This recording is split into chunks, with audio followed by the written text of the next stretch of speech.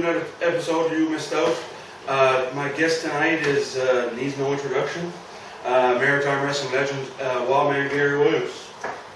Gary, I appreciate you being on. Thank you for having me on, man. Yeah. That's awesome. Yeah. Gary, Just so you know, I need no introduction. Sometimes I need my own introduction because I forget who I am sometimes. yeah. Gary is wrestling all over the Maritimes as of late. Is back from his neck injury. Wrestles for TCW, UCW. Has wrestled for Wrestle Center, IHW. Am I missing anybody? Not recent. Yeah. I think so. Yeah. So. Got. Yeah, I suppose that was kind of actually Lincoln Steam's thing. Yeah. Nice. So a couple years ago, you were out with a neck injury. So you tell us a little bit about that. How did that? Basically, just being a professional wrestler, you're going to get aches and pains, right? I mean, it's going to happen, and I was going through that. I've been going through that pretty much my whole career, but it was just getting to a point where it was really starting to affect me, like my training and everything. Just couldn't do anything, so I thought, maybe. So then I decided to start taking some tests and just go see the doctors and see exactly what's going on. So I just started from there, and they found the usual stuff: degenerative bone disease, bone spurs, compressed disc in my neck, which was what was causing my major problem. Yeah. And the two compressed discs, C6 and 7.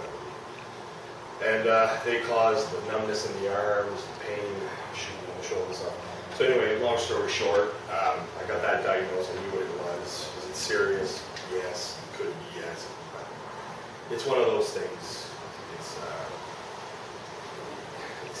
It is a gamble. I thought it was more of a gamble than, and I just said screw it. I just started doing a little bit of rehabilitation, go back to the gym, and start feeling good again. Yeah. So I went to see a neurologist, and he tested all the nerves and stuff like that, and he said, you know what, he says, for a guy who's wrestled for 20 years and at your age, you're in great shape, he says, yes, there's damage, but if I tell you to stop wrestling, he says, are you going to? No. He says, well, don't worry about it. What do you think? Yeah. So to me, that was kind of okay, I get it now. Yes, there's injuries, obviously, but I think a lot of it is, oh look, I got an injury, I can't just do it. Yeah. I'm not saying go out there and do stuff till you're crippled, but I decided for myself that I can't stop wrestling. Yeah. And that's when I decided to just come back. Was your plan always to come back, or was it? No. Very first, my plan wasn't to retire either. Yeah. It just. I mean, what happened basically is I wasn't working any shows. It's been probably 2 years at that point, a year and a half, whatever. And then with Wrestle Center, Jason and Tyler, they had an idea of storyline and stuff. Well, they were asking me like, "Can you be able to get back in the ring?" I said, Yeah. I don't know. I said, can we swear on this? Sure. So he said, my next spot. I said, I don't know. So then he comes back to me because I saw that little gleam in his eye, and this is Jason and Tyler both. And they wanted to do an angle. Why don't we do a retirement thing? I'm to the point, well, this might not be an angle, this might be a shoot, because I really don't think I'm going to get back in the ring the way I felt at that time. Yeah. So it was kind of one of those things where even myself, I can't say it was a work, I can't say it was a shoot. I really didn't know what was going to happen. But when I went up on stage and did that retirement speech, that was legit. I had tears down my face. My parents were there. It was legit. I really thought it was done. So, and then it just, I started feeling better. I just started feeling like, fuck, feeling sorry for myself. I love this business. I cripple myself over. What else would I want to cripple myself over, right? That's it, right? So I just chose to say fuck it. Yeah, nice. So since you've been back, you haven't seen you at Wrestle Center. How did that relationship kind of? There was no bad blood. There was nothing. They never did nothing to me. They always treated me well. It's just I wasn't wrestling, but after I fulfilled the angles and the storylines I had to do with them, they weren't running that many shows at the time. Yeah. So I just kind of disconnected and just never really talked. Nice. So there was no I quit or you're fired or nothing. It was just like everybody else. yeah, it just separate. Yeah, I mean, I see Jason all the time where he works. And, Yeah. you know, hey, how you doing? Yeah. It's just Are you still currently running Wildman Academy? no. No. I stopped that. When was that? It was right before Christmas. Yeah. But speaking of Wildman Academy, you've had a lot of students come and go that currently wrestle in the Maritimes or are starting to get their feet wet in the Maritimes. What are your thoughts on your current students that are out there wrestling? The ones that are out there wrestling, I'm proud of them all. Yeah. The ones that came to this class for 3 months, got hurt or pussied out, I'm proud of them too. Yeah. You know, just to decide, hey, I'm going to try my luck in pro wrestling. Yeah. Even if you make it one day in camp in wrestling, at least you did something. Yeah. That most people wouldn't even get that far. Absolutely. So I mean, I'm very proud of all my students. I mean, you know, some are better than others. That doesn't matter. It is what it is. But yeah, especially Madison. She just took the bull by the horns. Yeah. Right? Like she had done training, and then she's got all these bookings. This girl's 16 years old. Yeah. Still in high school, taking time off in high school to go tour like Ontario, Quebec, and this was nothing to do with me. Yeah. Like she told me after the fact, oh, I'm going on the tour. Like there was no like giving her nothing. She just took the bull by the horns and did it herself. Yeah. Oh my God. But that's, I guess that's the benefit of her being around the wrestling business. Right. Yeah. So So long. long age. And she's creating something that didn't exist, which is what women's wrestling in the Maritimes right now. You know, if we could have, you know, at least 4 women, just to, you know, To mix it up. just to have some women present on the shows, and you know, it just fills up a card. We haven't seen women wrestlers for so long. You know, it just wasn't around. But yeah, I mean, Madison obviously was extremely proud of her. Jordan, he's a Chase. Yeah, Jordan Chase. I don't even know the gimmick names, but you know, he's one of those guys. Took him a long time to learn. He's a slow learner. But you know, it's baby steps, Yeah. and gets better and better and better in a match. Yeah. So I mean, I really can't complain. It's Jake. Yeah. Jake, you know, he's the one guy that he walked into the school because he was in the last class. Yeah. And first thing I thought was, oh my God, what's coming in here? And I just looked him up and down and thought, interesting. Yeah. And then he started flapping his jaws. I'm thinking, oh, here we go. Told him once, shot, maybe twice within the first couple of days. Yeah. Just ears open and mouth shut. That was it. Yeah. Next time he'd say something during class, you know, months later, I just look at him, Yeah. and you know, he's another one. He never thought he could do anything with wrestling. None of his friends. I can't speak for them.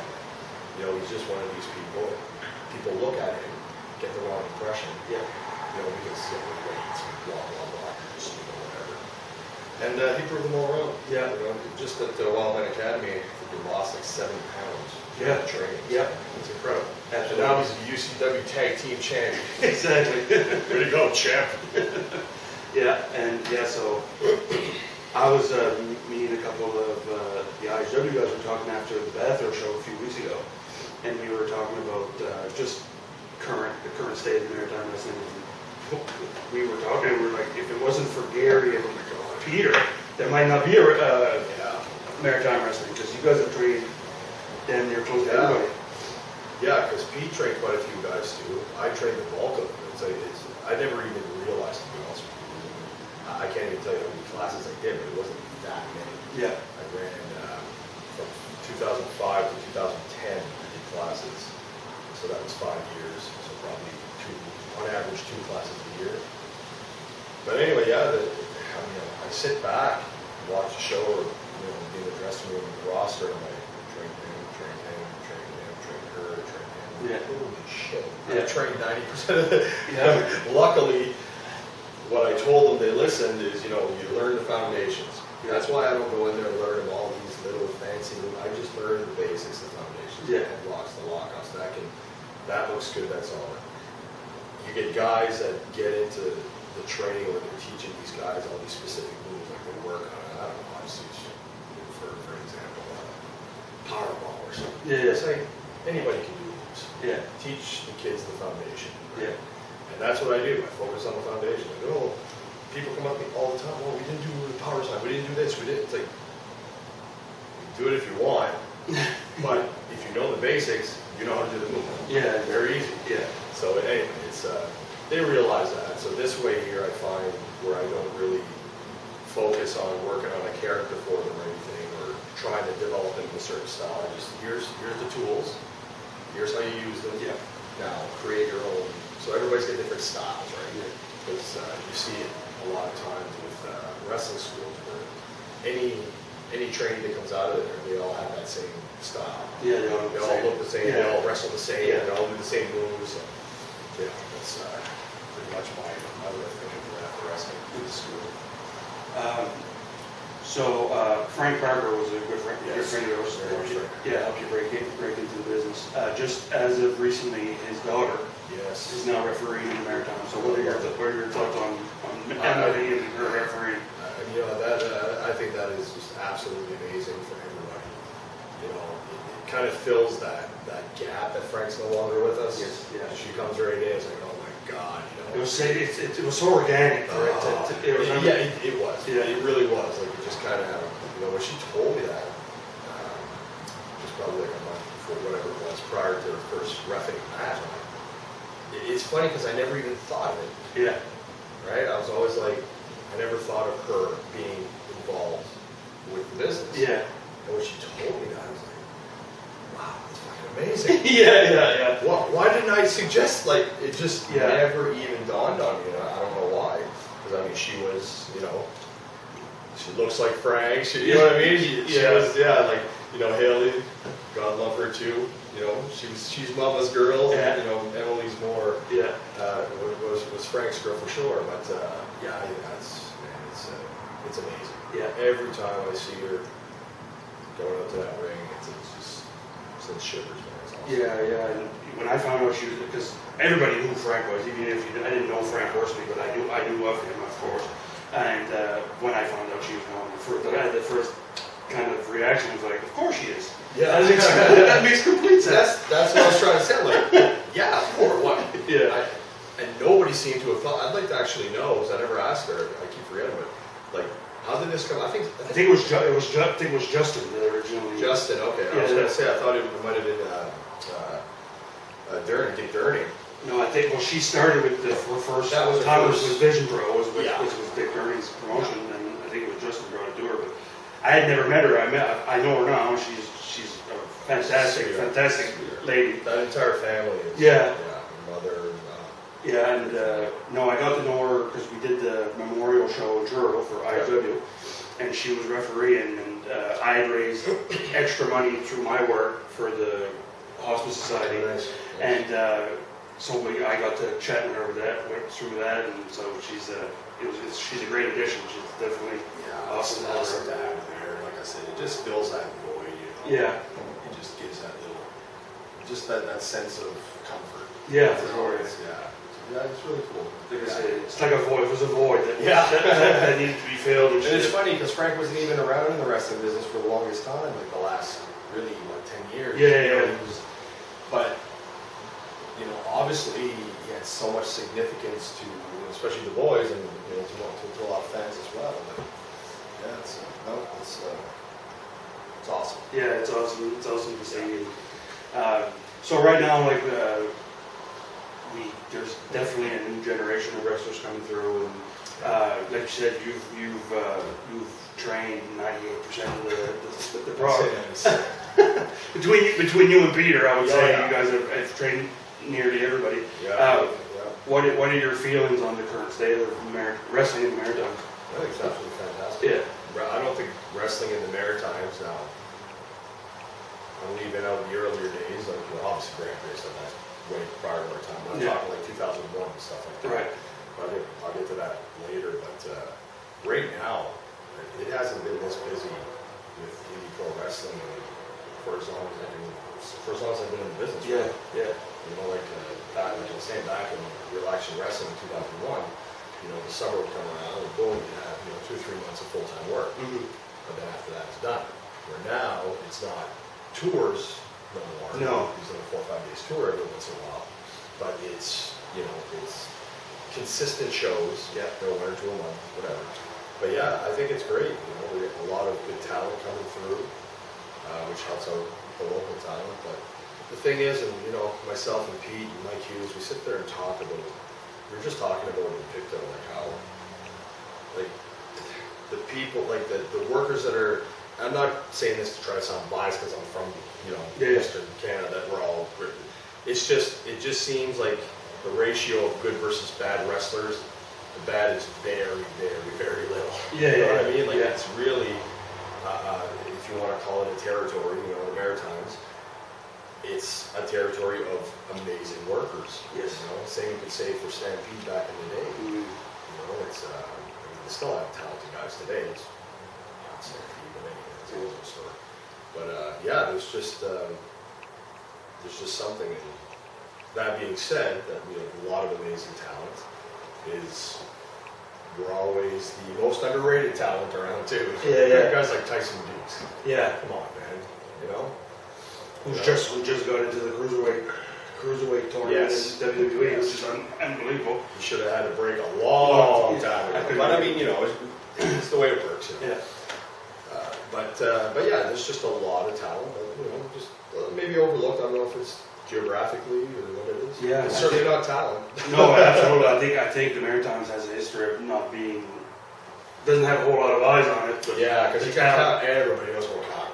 Yeah, exactly. Oh, count. When we say Grand Prix, it's like maybe half of Quebec east. Yeah. You know what I mean? Like Yeah. it just stopped Yeah. at a certain point. Yeah. Which is kind of strange. Yeah, it is strange. Yeah. Yeah, it's funny you mentioned Real Action Wrestling because I was actually thinking on the drive up here when I was 18 years old. I'm 33 now. When I was 18 years old was my first exposure to maritime wrestling. I had watched some of Grand Prix, but I'm from a small town in Shittycamp. Shittycamp. So it's we would get wrestling once every blue moon, pretty much once a year. You go what, twice every summer to Grand Prix on a Sunday afternoon? Yeah, that's about it. Yeah, but I remember when I was 18, because back then it was kind of the emergence of the internet. Yeah. So it was kind of like you could kind of keep track, even though they weren't in your town. Yeah. And I remember you were the first wrestler that sticks out to me. Yeah, I remember I was thinking on the drive up. I said, I remember Gary was my favorite wrestler when I was 18, and Real Action Wrestling was coming to town. Real Action Wrestling. Yeah, I remember me and my buddies left our grad party to go to the show. We did go to Shittycamp with Real Action Wrestling a few times. Yeah, a couple times. Yeah. But yeah, it's no, that's cool. Yeah, I appreciate that because especially with the roster I was surrounded by. Yeah. For me to get singled out as well, you gotta remember. Oh, thanks, man. Yeah. That's awesome. Yeah. But holy shit, have you seen these guys? Bobby Roode, Mike Hughes, Peter Smith. Come on, man. Yeah. Because Peter was called Kingman back then, wasn't he? Yes. Yes. Yeah. I remember that too. Yeah, it was a good time. But like I said, now it's unreal. It's so busy. You can't. I don't think there's a weekend that goes by anymore that's not just has that wrestling. And that's a good thing, you know. It's all the boys are getting some work. Yeah. You know? You get the New Brunswick crew that has a couple promotions there and run stuff, and then you get the Nova Scotia guys, and you got Mike in the Island does Red Rock Wrestling. Yeah. It's extremely well. Oh my God. I'm dying to go to see one of those shows. Yeah, me too. I've been to one or two, but man, it's incredible. And those shows in Pictou have drawn great crowds too. Yeah, I wasn't at the last one just a couple days ago, Yeah. but I was at the first one. Yeah. Oh my God, that was probably the best crowd I've worked in front of in a long time. Yeah. I mean, the kids after the match just rushed the ring. Oh, It yeah. was incredible. Well, I saw a picture of the line at the merch table. Yeah. It was unreal. I did really good on merch that night. There you go. That's a good thing. Yeah. Yeah. And then Cody Diener, he made a real good killing at merch table that night. Oh, Cody. Oh, I love the guy. Yeah, he's a good dude. He is. So recently, a guy that you worked with a lot and is a product of the Maritimes, Bobby Roode, just debuted with NXT on a tour that they just had. So what are your feelings of seeing Bobby with the WWE? Extremely happy. I've kept in touch with Bobby over the years. I'm the one who brought him down for Wrestle Center. When he came down, I was talking to Jason one night, and he said, "God, I thought to get Bobby Roode down here." So ask him. Well, I don't know how to do this. I'm good friends with the guy. Yeah. I'll ask him. Yeah. And I just kind of worked the whole deal and got him connected to Jay and off we went. Yeah. But yeah, Bobby, yeah. I mean, I was gonna say, like, I'm glad he finally got a break, but I can't really say that because, I mean, TNA, people can say what they want about it. They've been around for 12, 13 years now, and they've made major superstars. Well, they want to recognize it or not. Like a guy like Bobby Roode got signed by WWE because of his exposure to TNA. There you go. Yeah. You know, and it's but I mean, I was hoping that Bobby would get this break eventually before his career was done, because that's just the icing on the cake that he needs. You know, because most people know, I think, that before he went to TNA, he was doing a lot of dark matches. He was in touch with New York, blah blah blah. But there was something, for whatever reason, they wouldn't even put him on a developmental contract back then. They'd fly him to shows, is what I heard. Like I think he told me that. I said they pay for my flight. They don't do that for guys that just come in to dark matches. Yeah. But anyway, long story short, somebody must have not liked him in the office back then. Whatever reason, I don't know. But just knowing Bobby like I do, I know that was the missing link. Just something he needed to do. He has to be there. So it was obviously extremely successful. Probably one of the most successful guys in TNA. Yeah. And when you got guys like Ric Flair, Billy Gunn, Arn Anderson, that say, man, that guy is one hell of a worker. Yeah. I told that to Bobby one day. I was talking on the phone, and we were texting or whatever, and just it wasn't working, right? Like, he's TNA champion, but they weren't doing tours. One show a month, a couple tapings here. Like, he was going nuts, right? Yeah. So he was kind of down and stuff. I'm like, dude, like, I told him, man, like, you got guys like what I just said, Flair and that say you're like, not to sound like a mark, but you're fucking Bobby Roode, man. Well, yeah. And you never realize the footprint that you leave, I guess, with the fans and stuff. Yeah. Where it's like, anybody who has any kind of success or people look up to them, they don't really, well, at least most don't, unless you got a major ego or something. Yeah. But yeah, like it's just, it's kind of nice to have that reminder. I think. Yeah, and Bobby amongst some of the other guys that have recently signed with them too, like Eric Young, those guys.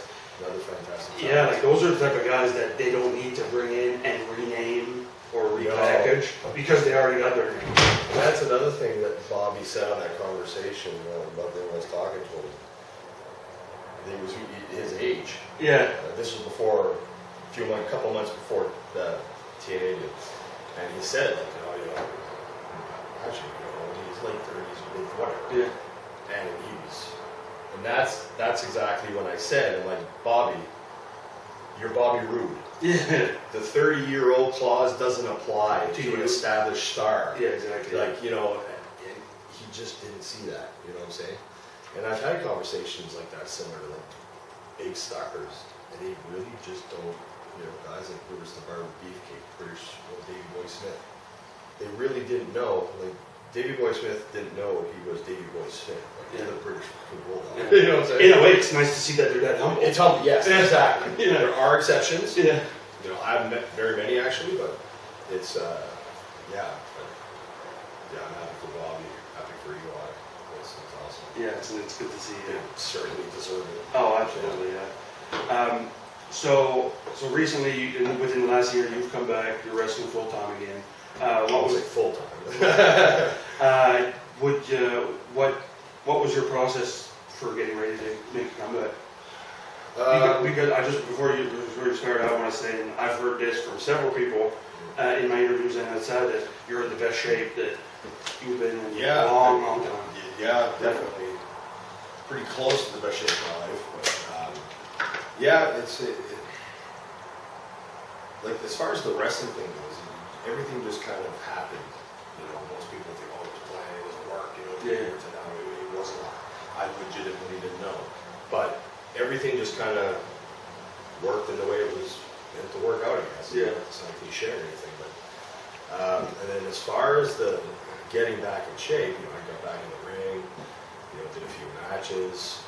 I was blown up before I even got to the ring, And, I've always been 250, 245, the last like 10, 12 years. And so, I'm not fat, big guy, but then I went to, started seeing the doctors, and they're going, oh, your cholesterol's high, blah, blah, blah. So, you should bring it down. This is diet's, the best thing and stuff. I thought to myself, you know what, this might just be the kick in the ass that I need to just, health-wise. Because I'm 44. It's that time where you make a trip to the to the doctors probably every week, right? Something else is. So, that's when I was like, you know what? And I literally, during that time, 43 years old, just like, 8, 9 months ago, I decided it's probably time to start taking care of myself, health-wise. Yeah. And that's how it started. I just dieted, didn't really change my training, except for I went training, I stayed home. But, nothing changed. I really, and I don't want to sound arrogant, I really don't train hard. Yeah. I go to the gym, but I don't train anything like some of these guys do. Yeah. I train 3-4 times a week, spend an hour or two at the gym, but it's diet, right? Yeah. Diet. And all of a sudden, I'm like, oh, wait a minute, I can move in the ring. Yeah. Why am I not out of breath here? I'm not blown up. Okay, I get it. And it's silly, it's ridiculous. Everybody knows that. Yeah. You want to fucking get in better shape, it's diet. Yeah. You can work out till you're blue in the face, it doesn't matter. Yeah. Diet's the key. Yeah. But that's just what happened. I just changed my lifestyle as far as eating habits. And Happy to have you back. thank you. Before we finish this, I'm just gonna do like a word association. Sure. Give you some names, and you can say what you gotta say about him. First name is we mentioned him a couple times, but Peter Smith. Peter Smith, amazing friend, really close friend. And probably, I say probably, but I'm pretty sure next to Brock Lesnar, he's probably the most agile big man. I mean, it baffled, it amazes me still to this day, and I've known the man for almost 20 years, that I'm in the ring with him, and I'm trying to follow him. Like, he's faster than me in the ropes. Like, he wrestles like he's 6 feet tall, 220 pounds. Yeah. Incredible. The guy's 6'6", 310, come on. Yeah. So, I mean, his ability for his size is amazing. Yeah.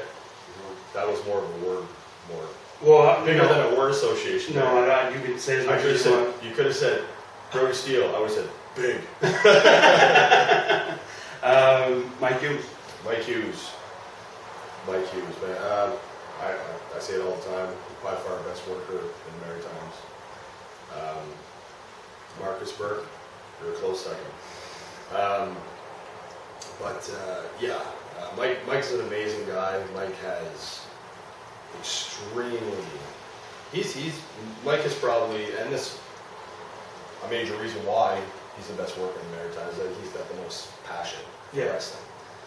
And it's, when he just loves wrestling, A lot of people misconstrue that as to, he's trying to control, or he's trying to do stuff. I thought that a little bit myself, right? Like, I don't want to get into it, but Mike is so passionate about the business that he gives a shit about the business. Yeah. That, he takes it personally. Yeah. Which is awesome. Most of us do, but he takes it to that next level. He really, he's trying to protect what's left of the business. There's still a lot left, and it's just, I guess, especially us, the older guys, we're trying to protect what the business used to be. But it's just, you just don't see that passion anymore. Yeah. You still see it, but just not as much. Everybody that stepped foot in that ring had that passion at one time. Yeah. Where now a lot of people do it not just to be cool. I mean, like I said, I commend anybody who even just tries it, but to do something, something extreme like wrestling, how can you do it without passion? Yeah. And if you do, it shows, kind of thing, right? But anyway, yeah, Mike, it's just, and he's an awesome guy. Yeah, and they do a lot for charity, a lot of community stuff with Red Rock. See, Mike is extremely good with socializing with people, you know, the PR stuff. You know, it's so yeah, the best thing he did. If he put his mind to it and found a bit of a money backer, he could easily run a full-time promotion year round. Oh, yeah. Because he's got the mind for it. If anybody could, he's got this exactly. Yeah. He's got the full package. You know, he looks good. He's a big guy. He could work like a motherfucker in there, and he's a sales guy. You know what I mean? You know, it's he would be an amazing promoter to run something big. Mm-hmm. He's doing fantastic with Red Rock. Exactly. I'm just waiting to see one of those shows. Yeah, me too. Maybe beyond. Me too. The next one, he told me that you said he was your favorite wrestler. So I wanted to... My favorite wrestler, that's Greaser. It is Greaser. He is the most entertaining cheeseburger motherfucker that I've ever seen, man. Oh my god. Yeah, Greaser. He's I just, there's not too many people that I enjoy watching, and there's people like, you know, like let's use WWE for instance. I absolutely love watching Seth Rollins. I love watching Dolph Ziggler. I love watching Dean Ambrose. I love watching even actually Rusev. Like, there's certain guys, and it's all like talent, ability. They're fucking good. Yeah. How can you be that good, right? Yeah. And Greaser, he's got that. I can't really compare it to anything, which is a good thing. But he's got that comedic side. Yeah. But can switch it. You know what I mean? He does comedy, but all of a sudden they're laughing at him. And then 2 seconds later, they're pissed. They just want, you know, when he's playing the heel. Yeah, he's almost, I mean, you're trying to compare some, it's a hard comparison, but Kevin Owens has kind of got that look too. Yeah, he can be on the mic and they kind of make you laugh. Yeah, you know, his negativity kind of makes you laugh, and then the minute you can flip it and make you hate it. Yeah, I suppose you could say that. Yeah. I don't watch I haven't seen a whole lot of Kevin Owens, but yeah, Greaser just, he's one of those guys, he's got it all except for a body. You know, I mean, his talent, like, the guy's incredible. Yeah. He can go the best of him. He always has good matches. He's got a good look. Charisma. Shit out of his ass. It's incredible. Yeah. And he's a funny guy. Like, yeah. You know, in front of the cameras where he belongs. Yeah. You know, like I said, just got to work on his body. Doesn't affect him for local stuff. No. Never get a contract in New York that way. Yeah. Never say never, but hey, you know what I'm saying? That's just my opinion. Yeah. The guy's fantastic. Yeah. He is my favorite person. There you go. Marcus Burke, close second too. Again. Well, Gary, I appreciate you giving us some time and letting us have a chat. And we'll see you guys next time. Later. Thanks again, Gary. Hey, Maritime Wrestling fans, I'm back. I definitely want to thank Gary Williams for giving me the time to meet with me and have a quick chat. So appreciate Gary, great interview, and I wish Gary all the luck in his return. So this coming weekend, a couple of shows that I want to just quickly mention. Fridays, excuse me, June 24th from the Halifax Forum, Wrestle Center returns with JP Sims defending the IFWA Heavyweight Championship against Julian Young. Also EC3, former TNA World Heavyweight Champion, makes his debut in Nova Scotia against Richard Shineri. So definitely don't miss that one. Also that same night in Irishtown, New Brunswick, at the Irishtown Community Center, will be Nick Teeth's professional wrestling show. Definitely, if you are in the Moncton, Irishtown area, definitely make it out for that one. This coming Saturday, I will be doing a live podcast from the Vision Pro show in Fredericton. I will be interviewing the Vision Pro Wrestling Heavyweight Champion Remy Petit. prior to the show. Remy will be at the Vision Pro Heavyweight Championship will be defended twice that night. There will be a coin toss between Chip Chambers and Dick Durning. The winner of the coin toss gets the first title shot at the beginning of the night with Remy, and the winner will be facing the loser of the coin toss in the main event that night. So I will be interviewing Remy at the beginning of the evening, and then I will also be interviewing whoever is the Vision Pro champion at the very end of the evening. So if you're in the Fredericton area, definitely join us. And if not, don't miss out this coming Saturday. Join me live on Facebook for a live edition of my podcast. All right, guys, have a good rest of your week, and we'll see you this weekend.